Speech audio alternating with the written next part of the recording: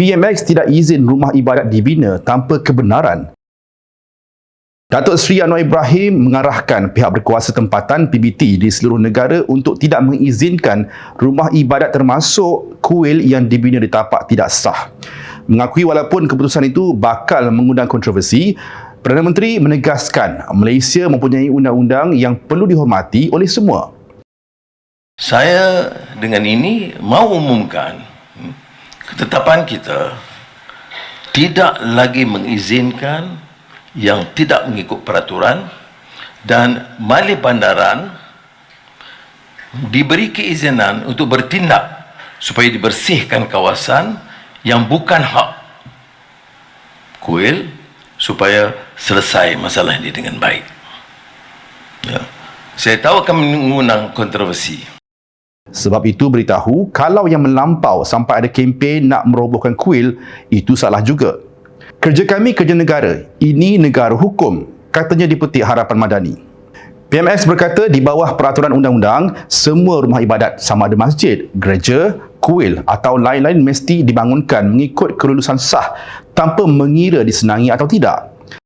Masjid yang dibangunkan ikut peraturan, gereja dibangunkan ikut peraturan.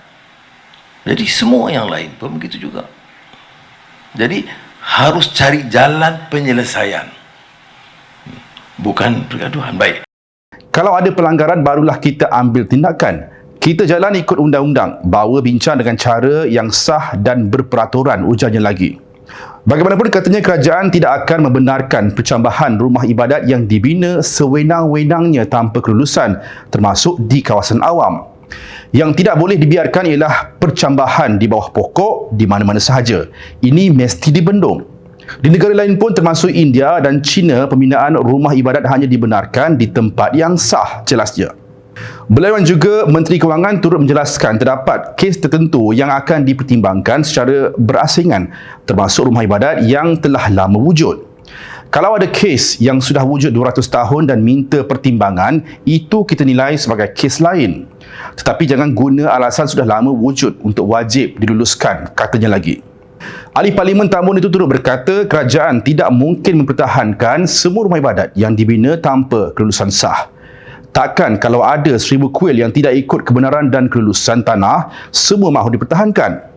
Tidak boleh. Sebab itu penjelasan ini mesti jadi dasar kefahaman semua pihak, tegasnya. Pengumuman PMX itu dipercayai berhubung desakan daripada pelbagai pihak yang menggesa kerajaan menangani isu rumah ibadat yang dibina tanpa kebenaran pihak berkuasa dan diluluskan PBT.